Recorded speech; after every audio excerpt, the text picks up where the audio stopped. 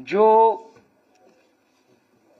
घटनाक्रम चल रहा है और कोडीन को लेकर के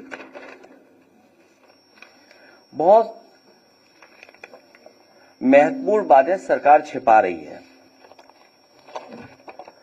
और अगर इसके हम टाइमलाइन देखें और फॉलोअप करें स्टोरी,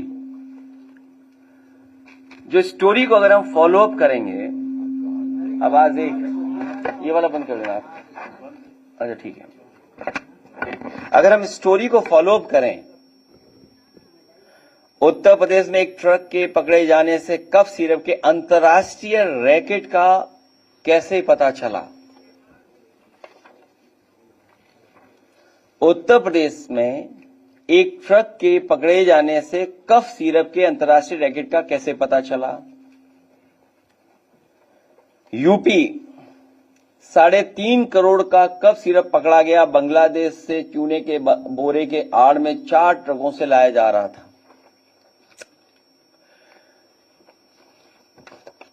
36 जिलों में 118 से अधिक एफआईआर। यूपी में कफ सिरप का काला कारोबार। पढ़े इस कांड की पूरी कहानी। कोडीन सिरप माफिया कौन? 5 तरह के फर्जी फर्म। पूर्वी यूपी एवं बांग्लादेश हब और नेक्सस।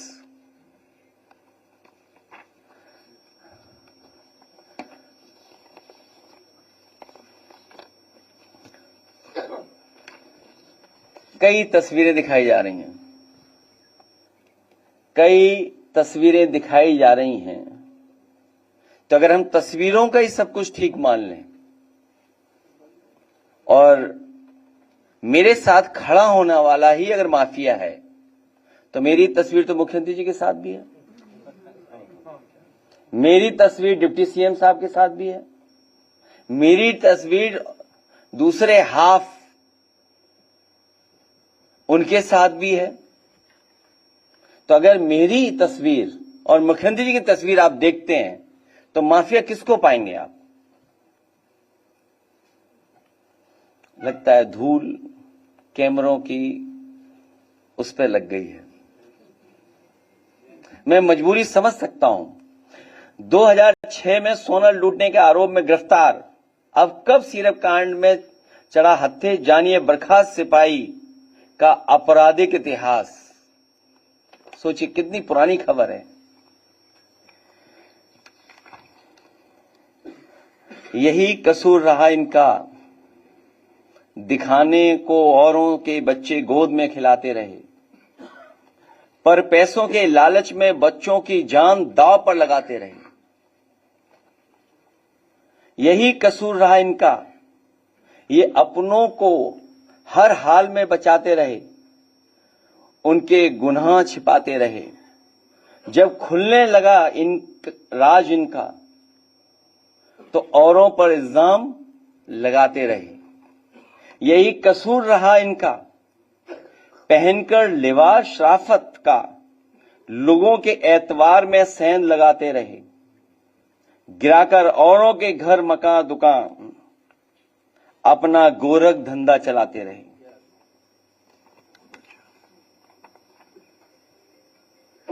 किसी प्रदेश का मुख्यमंत्री झूठ बोले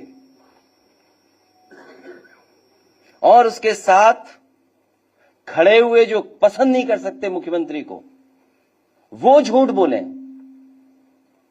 तो कल्पना कर सकते हैं कि प्रधानमंत्री के क्षेत्र में इतना बड़ा रैकेट चल रहा हो।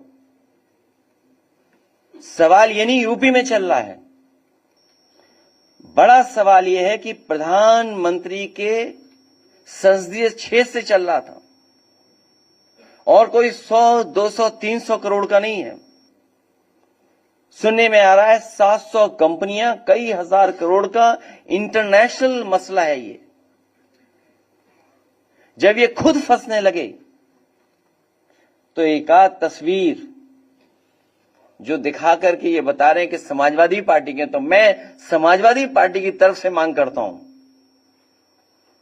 कि जो जो माफिया है उन पर बुलडोजर चलना चाहिए।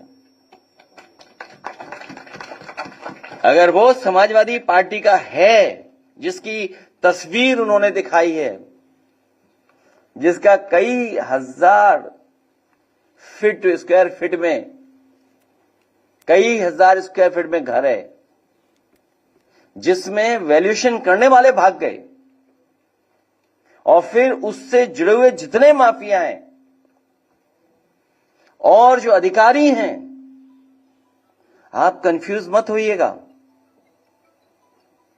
जो अधिकारियों का नेक्सस है, जो अधिकारियों की लड़ाई है, उसकी वजह से भी जनता को कुछ सच्चाई पता लग रही है। अगर कानपुर का अखिलेश दुबे की कोई जान बचा रहा है तो यही समाजवादी पार्टी है। समय समय पर उठाने की वजह से उसकी जान बची हुई है और पूरी सरकार लगी है कि उसको और कैसे बचाया जाए। उत्तर प्रदेश में तो कमाल चल रहा है। इसलिए हमारी समाजवादी पार्टी की तरफ से मांग है और हमारी तरफ से मांग है कि जिनको आप समाजवादी पार्टी का बता रहे हैं, कालीन भैया, कोडीन भैया, जितने लोग हैं, उन सब पे बुलडोजर चलना चाहिए। क्योंकि सवाल देश के प्रधानमंत्री जी के लोकसभा के क्षेत्र का है। वहां से ये नेटवर्क चल रहा था। उसमें जितने लोग शामिल हैं, हजारों करोड़ का जिन्होंने खेल किया है, उन सब पे बुलडोजर चलना चाहिए। लीडर अपोजिशन भी यही मांग करेंगे।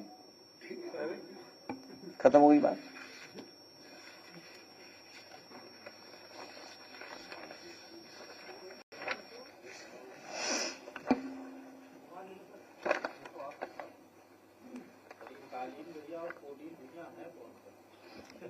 ये सरकार बेहतर बताएगी। जो लोग इनमें शामिल हैं वो कोडीन भैया हैं। सब बड़ी लंबी सूची है। जब 36 जिलों में 118 एफआईआर हुई हैं तो उसमें 128 हो गई, तो उसमें कोडीन भैया ही हैं सब 128 जो हुई हैं।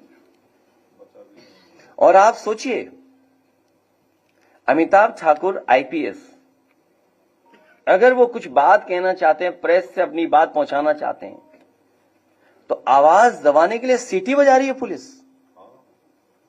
पूरी पुलिस सीटी बजा रही है कि आवाज न पहुंच जाए।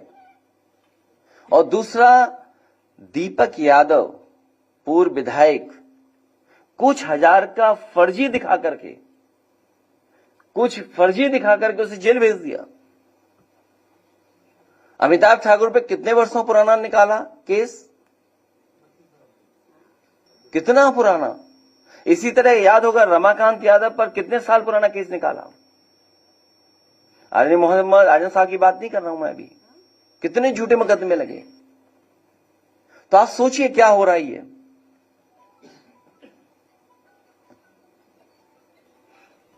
और आप में से कोई बहादुरी दिखा दे। एक ही बहादुर हमें दिखाई दे रहा है, एक दो और दिखाई दे रहे हैं, कुछ और भी बहादुर हैं। तो सोचिए आप किसकी।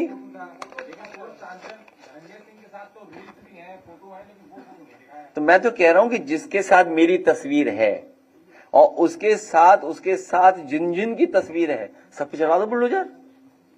हम मांग कर रहे हैं, इससे ज्यादा और क्या मांग कर सकते हैं। कोई हम सरकार में थोड़ी हैं।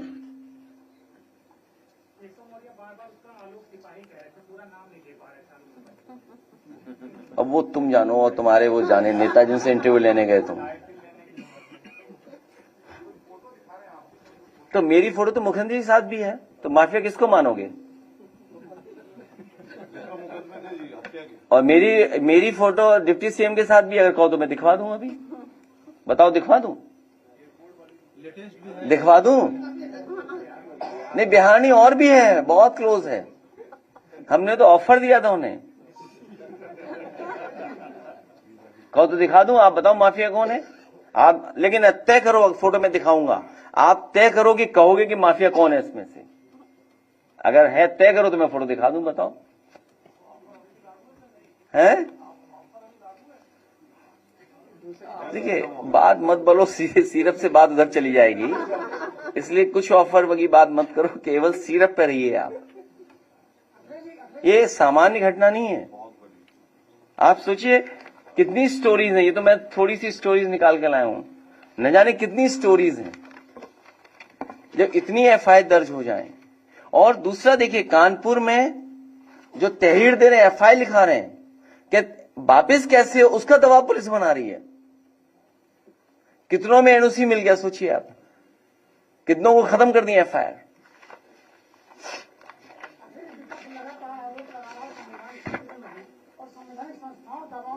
मैं देखता हूं यूट्यूब वाले बड़े अच्छे लोग हैं, एक यूट्यूब की स्टोरी वही प्ले कर दो।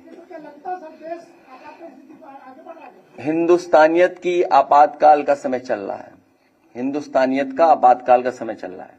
अखिलेश जी, अब बिहार के पूर्व मुख्यमंत्री रहे और केंद्रीय मंत्री जीतन मांझी वो कहते हैं कि 2020 के चुनाव में 2700 वोट से हारा हमारा प्रत्याशी। उन्होंने सच बोला है, उन्होंने सच बोला है। यूपी में भी लगता है आपको कि कौन वोट जाता होगा इधर उधर कहीं से। तुम कई प्रेस कॉन्फ्रेंस में आए नहीं हो, आर्काइव में पड़ी होगी, निकाल के दिखा देना क्या मैंने कहा है प्रेस में। कई प्रेसों में नहीं आए आप, या हो सकता है कहीं और बिजी रहे हो, कहीं और बिजी रहे हो उस समय। किसकी? हम आपकी भी मदद करेंगे कभी आप परेशानी में होगे तो, और आपकी मदद करेंगे जब कभी परेशानी में आप होंगे। हर परेशानी में जो लोग हैं उनकी मदद हम लोग करेंगे, समाजवादी लोग करेंगे। लेखपाल भर्ती में आरक्षण मामले को लेकर पहले ओम प्रकाश राय पद और अब केशव प्रसाद मौर्य, ये दोनों लोग पद लिख रहे हैं। देखिए, आप कोडीन पर रहिए, कहाँ इधर उधर भाग रहे हो आप, उसकी बाद में कर लेंगे।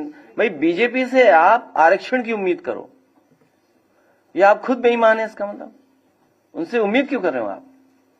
कोई एक नौकरी नहीं, तमाम नौकरियों का मैं उदाहरण दे सकता हूं। और एक वो नया है नॉट सुटेबल, कितनी बार किया उन्होंने, और कल जब ट्वीट कर दिया तो सुना है कि उसमें कुछ बैक कर लिया उन्होंने। भाई, कल अगर हम लोगों ने जानकारी दी तो बैक कर लिया, अगर पॉल्यूशन पे हम लोग ट्वीट करते हैं तो वो AQI बदल देते हैं।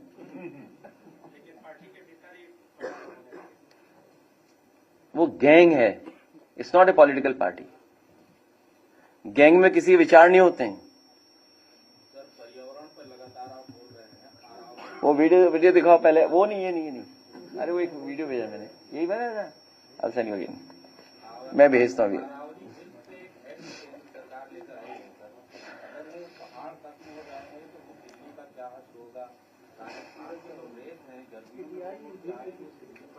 तो राजधानी बदल दो, लखनऊ को राजधानी बना दो। भाई, मैं आपसे कह रहा हूं, पर्यावरण ऐसा है क्योंकि बहुत सारे लोग चिंतक विचारक भी हैं यहाँ, तो पर्यावरण पे हम लोग डिफरेंट प्रेस कॉन्फ्रेंस कर लेंगे जिसमें केवल पर्यावरण पे बात करेंगे कि सॉइल पॉल्यूशन है, एयर पॉल्यूशन है, लैंड पॉल्यूशन है, आपकी रिवर पॉल्यूटेड है, साउंड पॉल्यूशन है। साउंड पॉल्यूशन नहीं दिखाई देता आपको? तो AQI को लेकर भी है, बड़े सवाल हैं। फिर आप कहोगे कि आपके एक सांसद ने कुछ कह दिया है, तो आपके टेक्नोलॉजी को क्यों बदला आपने? इलेक्ट्रिक, वो क्या बोलते हैं जलाते हैं, इलेक्ट्रिक होता है नहीं, इलेक्ट्रिक क्या, हाँ विद्युत है, इलेक्ट्रिक जो भी बोलते हैं उसको, तो क्यों लाए आप? कुछ कारण रहे होंगे ना। तो इसलिए पर्यावरण पे हम लोग कभी बहुत लंबी बात कर लेंगे, इश्यूज बहुत हैं पर्यावरण के, और ये पर्यावरण को लेकर के बिल्कुल चिंतित नहीं है। जो पॉलिटिकल पार्टी चिंतित नहीं है वो अगली पीढ़ी को क्या दे रही है? हम तो वो पॉलिटिकल पार्टी है जिन्होंने ग्रीन मैनिफेस्टो अपना बनाया था, और पर्यावरण को लेकर के आज भी लखनऊ से लेकर के पूरे प्रदेश में जो महत्वपूर्ण काम किए आज भी दिखाई दे रहे हैं समाजवादी सरकार के। तो बहुत बड़ा विषय है पॉल्यूशन, और ये क्योंकि उद्योगपतियों से मिले हुए हैं, इसलिए उद्योगपतियों को लाभ देने के लिए कोई भी नियम बदल सकते हैं, चाहे वो समुद्र का हो, फॉरेस्ट का हो, हिमालयस का हो, वो सब नियम बदल देंगे। और दुनिया में नहीं ऐसा बदला गया होगा। दुनिया में हिमालयस के लिए, पहाड़ों के लिए, या जो भी उनके पहाड़ों के नाम हैं, उनके लिए कभी कानून नहीं बदला हुआ होगा। लेकिन भारत पहला देश बनने जा रहा है कि उद्योगपतियों को लाभ पहुंचाने के लिए नेचर से खिलवाड़ कर रहे हैं, अपने एनवायरमेंट से खिलवाड़ कर रहे हैं। तो कोडीन पे मदद करिए, आप लोग जाइए कोडी। और क्या, एक वीडियो लास्ट दिखा देते हैं, शायद अगर मिल जाए तो मुझे। अखिलेश जी, प्रधानमंत्री फसल बीमा योजना पे करोड़ों का घोटाला हो गया, जिसमें 787 हेक्टेयर जमीन पर 1138 हेक्टेयर का बीमा करा दिया गया। आरोप ये भी है कि नाले पर और रेल की पटरियों पर फसल उगा ली गई। तो इन अधिकारियों के खिलाफ कार्रवाई कब होगी? टोक्यो जनरल इंश्योरेंस कंपनी का भी नाम आ रहा है और कैबिनेट मंत्री है सूर्य प्रताप शाही समेत तमाम लोग इस मामले दबाने का काम कर रहे हैं, ये भी आरोप है। ये स्कीम ही किसानों को मदद नहीं कर रही है। और आपको याद होगा जब समाजवादी सरकार थी उस समय हम लोग इस स्कीम को इसलिए नहीं लागू कर रहे थे, जो किस्त है वो कंपनियों को ज्यादा लाभ पहुंच रहा है, किसान को लाभ कम पहुंच रहा है। ये भेजा, इसका वीडियो अगर अपलोड कर सके। हाँ ठीक है, प्ले करा देना। किसी ने बनाया वीडियो, एक हम यूट्यूबर ने, तो हमें किसी ने भेजा, तो हमने कहा आपसे भी शेयर कर लें। दोषी के खिलाफ कार्रवाई हो, वो इसलिए नहीं चल रहा है क्योंकि स्वजाति लोग हैं अपराधी उसमें। स्वजाति लोगों पर बुलडोजर नहीं चल सकता। और ये बलिया की जो घटना बता रहे हैं आप, थाना बता देना, मुझे याद नहीं है।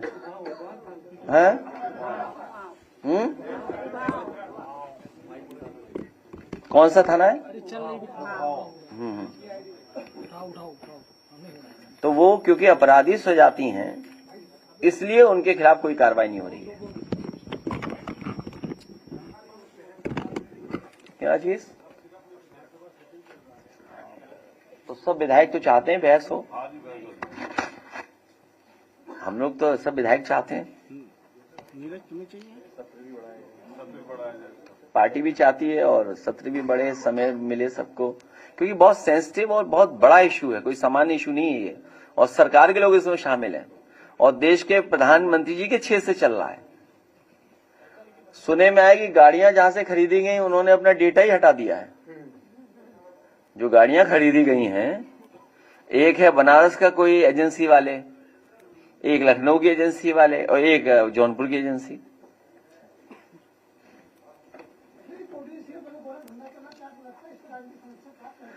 इसमें मुख्यमंत्री जी का संरक्षण प्राप्त है।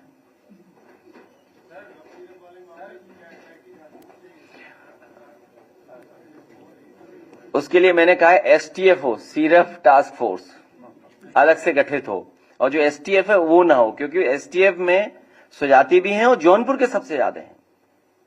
तो इसलिए उससे उम्मीद आप नहीं कर सकते कि उसमें न्याय मिलेगा। और वो डेटा आपके पास होगा अगर आप दिखा सकें, अगर आप जानकारी कर सकें।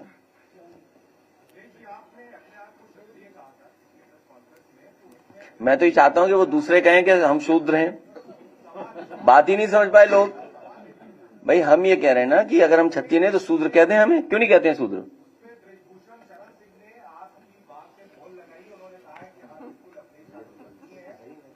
क्या कहा उन्होंने?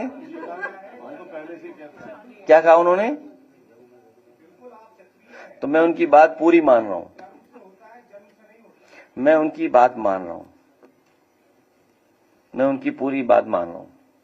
तो मैं तो ये कह रहा हूं कि जो आपके डिबेट में बहस कर रहे हैं वो कहें कि हम क्षत्रिय नहीं है, शूद्र हैं, ये बता दो। भाई हम तो आपको ऑप्शन दे रहे हैं ना, आप क्यों नहीं ऑप्शन स्वीकार कर रहे हो?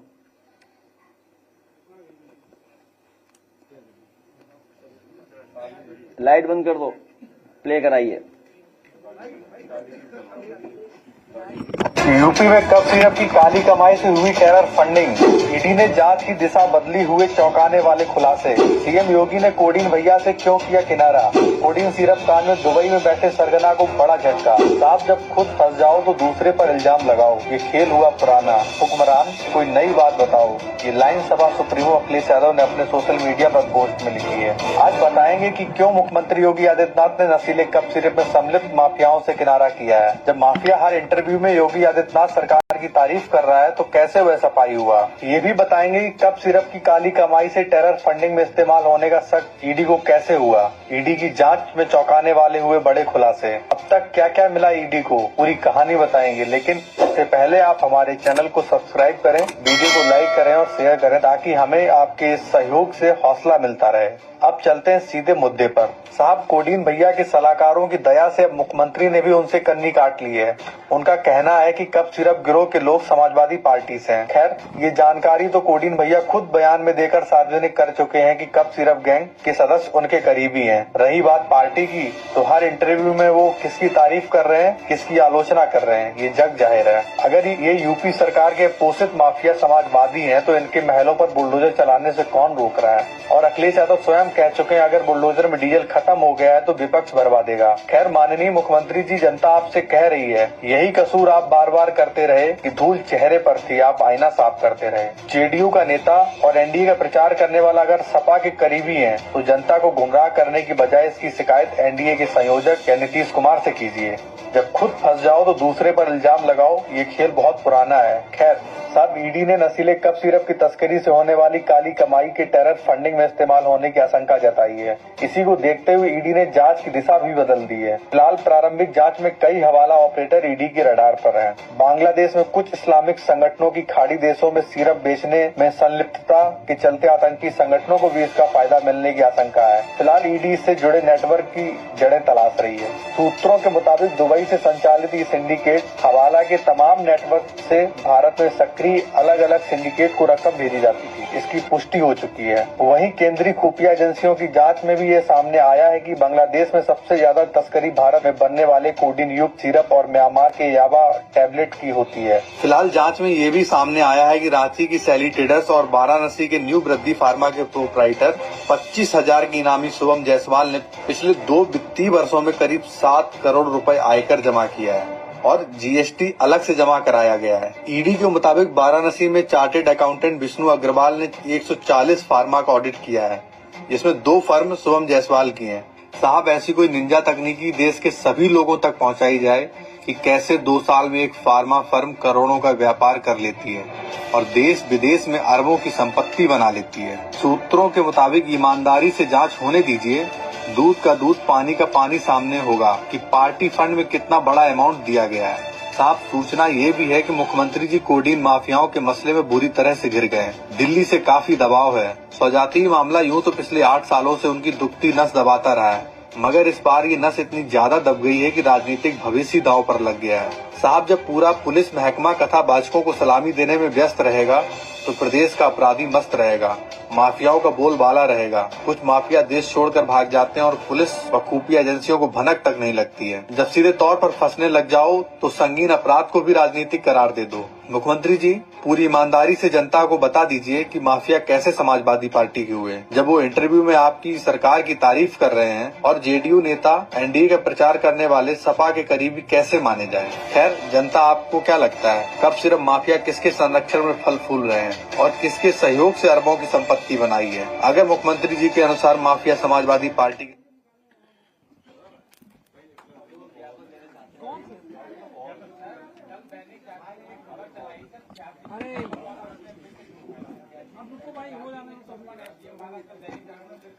तो कोई कानून जानता है? लो नोटिस दीजिए उन्हें। हाँ, नोटिस दे दो आप, ठीक है? हाँ, दीजिए नोटिस। बहुत धन्यवाद, हमारे राष्ट्रीय अध्यक्ष हैं ये। आप नोटिस दीजिए अखबार को। हाँ, वो तो है, वो तो बाद में एक दिन कर लेंगे इस पे। लीगल नोटिस दीजिए सीधा। हाँ, लीगल नोटिस देंगे हम लोग, लीगल नोटिस। और ये संग्राम कई बार बोल चुके हैं प्रेस में। हाँ, और हमारे लाली वर्मा जी बताएंगे वो कैसे, वो कौन सा निकालते हैं, नया टर्म निकाला है, not suitable, not found suitable, NFS पता करवा लो आप, एनएफएस कैसे निकालते हैं। हाँ ठीक, हाँ ठीक है।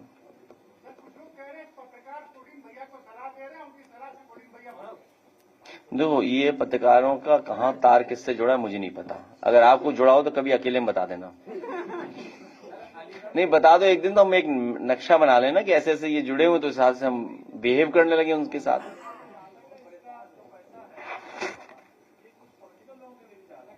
तो हो सकता है, कौन बड़ी बात है। तो ये तो इतना बड़ा जब मसला है तो खुलासा तो हो इसका, कोई सच्चाई तो सामने आए।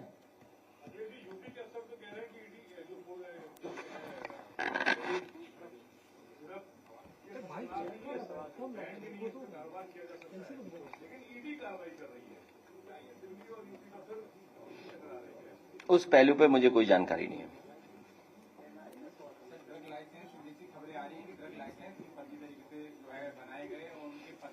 इस सुनने में तो ये भी आ रहा है कि दबाव बना करके भी लिए गए लाइसेंस, जिनके पहले से चल रहे थे लाइसेंस, उनको भी दबाव बना के कमरे में पीट के या जो भी कुछ हो तरीका अपनाया।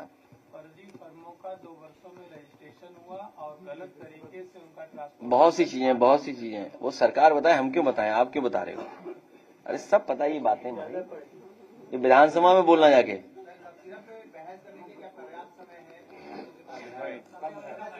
अमरूद लाइए, और वो कौन ज्ञापन देना चाहते हैं हमारे कुछ साथी?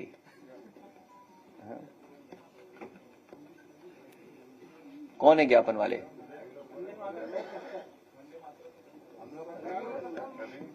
वंदे मातरम जिन्होंने गाया ही नहीं आजादी से पहले और बाद में। क्या चीज?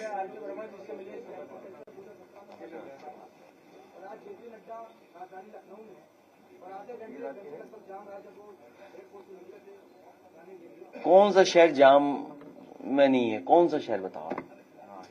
कौन से शहर में जाम नहीं लग रहा?